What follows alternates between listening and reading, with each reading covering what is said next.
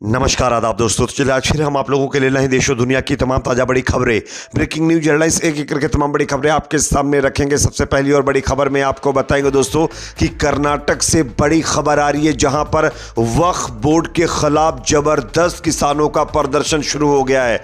दरअसल यहां पर कई एकड़ जमीन को लेकर के विवाद हुआ है, जिसके चलते अब वक्फ बोर्ड के खिलाफ किसान सड़कों पर आ गए। किस तरीके से आगे, इसकी पूरी जानकारी आपको देंगे। साथ ही साथ अगली बड़ी खबर में आपको बताएंगे दोस्तों कि नबी की शान में गुस्ताखी और इस्लाम के खिलाफ आपत्तिजनक बयान देने वाले नरसिंहानंद सरस्वती अब मीडिया के सामने आकर रोए हैं और योगी जी से अपने आप को बचा लेने के लिए गिड़गिड़ाए हैं। किस तरीके से आगे इनके वीडियो को भी दिखाएंगे। साथ ही साथ अगली बड़ी खबर में आपको बताएंगे दोस्तों कि महाराष्ट्र विधानसभा चुनाव से पहले एकनाथ शिंदे को लगा बड़ा झटका। बीजेपी ने एकनाथ शिंदे को मुख्यमंत्री पद से किनारे लगा दिया है। किस तरीके से आगे, इस पर भी जानकारी देंगे। साथ ही साथ अगली बड़ी खबर में आपको बताएंगे दोस्तों कि महाराष्ट्र से ही एक और बड़ी खबर आ रही है दोस्तों। यहां पर एनसीपी नेता नवाब मलिक ने अपनी ही पार्टी यानी अजीत पवार की पार्टी एनसीपी के खिलाफ मोर्चा खोल दिया है और बगावत शुरू कर दी है। किस तरीके से आगे, इसकी भी जानकारी देंगे। साथ ही साथ अगली बड़ी खबर में आपको बताएंगे दोस्तों कि देश के साथ गद्दारी करने के आरोप में पकड़ा गया एक और देश का गद्दार, जिसका नाम पंकज कोटिया बताया जा रहा है। आगे इसकी भी जानकारी देंगे। साथ ही साथ अगली बड़ी खबर में आपको बताएंगे दोस्तों कि नई दिल्ली के अंदर कांग्रेस नेता की बेटी पर भाजपा नेता की विवादित टिप्पणी को लेकर के जबरदस्त बवाल हुआ है। थाने का घेराव किया गया, आगजनी की भी खबर सामने आ रही है। आगे इसकी भी जानकारी देंगे। साथ ही साथ एक और बड़ी खबर दोस्तों यहां पर सामने आ रही है। इजराइल के द्वारा ईरान के ऊपर किए गए हमले को लेकर के एक बड़ी खबर आ रही है। इजराइल के हमले में ईरान को कितना नुकसान हुआ है, इसको लेकर के अब एक बड़ा खुलासा हुआ है। आगे हम आपको इस वीडियो के जरिए से बताएंगे कि दरअसल इजरायली हमले में ईरान को कितना नुकसान हुआ। उससे पहले एक छोटी सी रिक्वेस्ट आपसे करेंगे, अगर ये वीडियो आपको पसंद आए तो लाइक ज़रूर करिए दोस्तों, और द खबर टीवी न्यूज़ चैनल को आप लोग सब्सक्राइब भी ज़रूर करिए। बात करेंगे पहली और बड़ी खबर की। जैसा कि आप जानते हैं कि वक्फ संशोधन बिल को लेकर पूरे देश में पहले ही बवाल मचा हुआ है। सरकार के इस बिल के खिलाफ लोग लगातार विरोध कर रहे हैं, लेकिन इसी बीच वक्फ बोर्ड के खिलाफ कर्नाटक में बवाल शुरू हो गया है। स्क्रीन पर आप खबर देखिए। खबर कर्नाटक के विजयपुरा से सामने आ रही है, जहां पर कर्नाटक के विजयपुर में किसानों की जमीन पर वक्फ के दावे को लेकर विवाद बढ़ता जा रहा है। शनिवार को किसानों ने जिला प्रशासन की ओर से जारी नोटिस के विरोध में उपायुक्त के कार्यालय के बाहर विरोध प्रदर्शन किया है। किसानों ने आरोप लगाया कि जमीनों के मालिकाना हक से जुड़े दस्तावेजों में पहले ही बदलाव कर दिया गया है। किसानों ने दावा यह भी किया है कि बैंक अब उन्हें लोन नहीं दे रहे हैं और वह अपनी जमीन बेच भी नहीं पा रहे हैं। स्वामी विवेकानंद सेना के अध्यक्ष अन्नी गेरी ने कहा कि 7 व 8 अक्टूबर को वक्फ मंत्री जमीर अहमद खान ने बोर्ड की मीटिंग में वक्फ की जमीनों को लेकर सर्वे कराने के लिए अंतिम तारीख दी थी। अथॉरिटी ने पहले ही किसानों के आरटीसी दस्तावेजों में इस बात का जिक्र कर दिया है कि जमीन वक्फ बोर्ड से संबंधित है, और इसी को लेकर के दोस्तों बताया जा रहा है कि कर्नाटक के विजयपुरा में वक्फ बोर्ड के खिलाफ किसान सड़कों पर आ गए हैं और जबरदस्त विरोध प्रदर्शन शुरू कर चुके हैं। अगली खबर जो कि सामने आ रही है दोस्तों, नबी की शान में गुस्ताखी और इस्लाम के खिलाफ विवादित टिप्पणी करने वाले बाबा नरसिंहानंद सरस्वती अब मीडिया के सामने आकर के रोने और गिड़गिड़ाने लगे हैं। किस तरीके से आप देख सकते हैं खबर।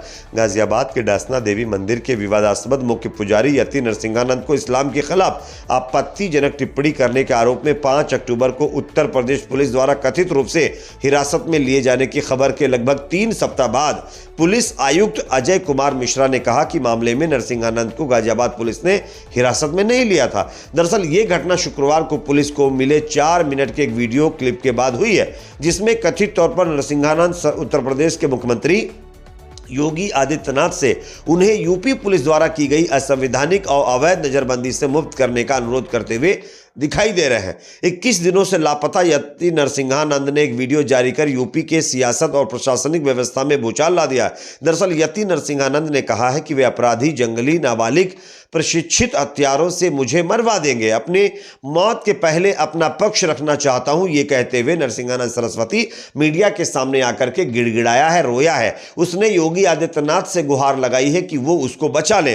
वैसे आप सब जानते होंगे यति नरसिंहानंद सरस्वती की अति लगातार देश के अंदर देखने को मिल रही। समाज में नफरत फैलाने के लिए ये बाबा अलूल जलूल बयान देता है और मीडिया में चर्चा का विषय बनने के लिए इस तरीके की हरकत करता है। लेकिन अब जब योगी सरकार की तरफ से इसके खिलाफ कार्रवाई तो नहीं की गई, लेकिन जब लोगों ने इसको धमकी दी कि वो इसको खत्म कर देंगे, तब इसने योगी के सामने जाकर गिड़गिड़ाया है और अपने आप को बचा लेने की गुहार लगाई है। अब देखना होगा कि आगे इस पर क्या होता है। खबर की बात करेंगे। अगली खबर आ रही है दोस्तों, एकनाथ शिंदे को जबरदस्त झटका। महाराष्ट्र विधानसभा चुनाव तारीखों के ऐलान के बाद एकनाथ शिंदे की पार्टी में सब कुछ ठीक नहीं चल रहा है। पहले टिकट वितरण को लेकर के बीजेपी और शिंदे की पार्टी में गड़बड़ देखने को मिला।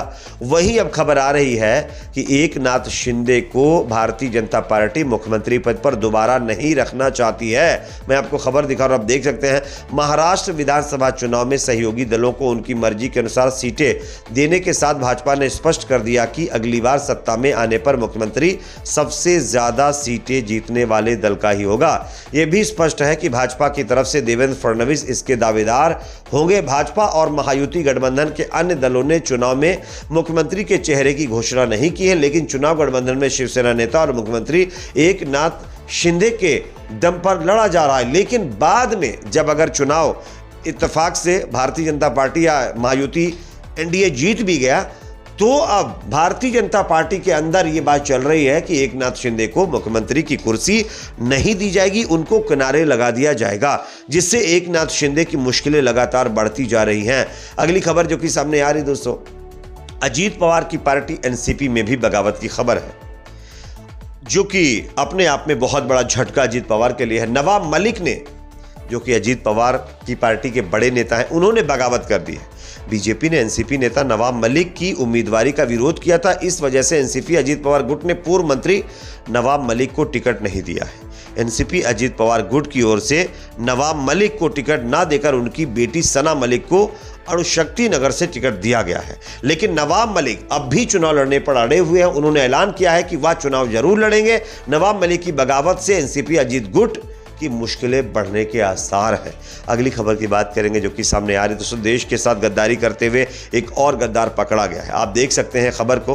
पाकिस्तानी जो है खुफिया एजेंसी को तमाम हमारे देश की जानकारी साझा करने के आरोप में पंकज कोटिया नामक व्यक्ति को गुजरात एटीएस ने धर दबोचा है। अगली खबर की बात करेंगे जो कि सामने दोस्तों आ रही है। कांग्रेस नेता की बेटी पर भाजपा नेता की विवादित टिप्पणी को लेकर के दिल्ली के अंदर बवाल हो गया है। थाने का घेराव कांग्रेस नेताओं ने किया और यहां पर आगजनी भी देखने को मिली है। बात करेंगे अगली खबर की जो कि सामने दोस्तों यहां पर आ रही है। इजरायली हमले में कल ईरान को कितना नुकसान हुआ, इसको लेकर के अब जो है ताजा अपडेट सामने आ रहा है। 4 से ज्यादा ईरानी सैनिक शहीद हुए हैं, साथ ही साथ कई रडार सिस्टम को भी नुकसान पहुंचा है, ऐसी खबर सामने आ रही है। साथ ही साथ ईरान ने इजराइल के हमलों की पुष्टि की है।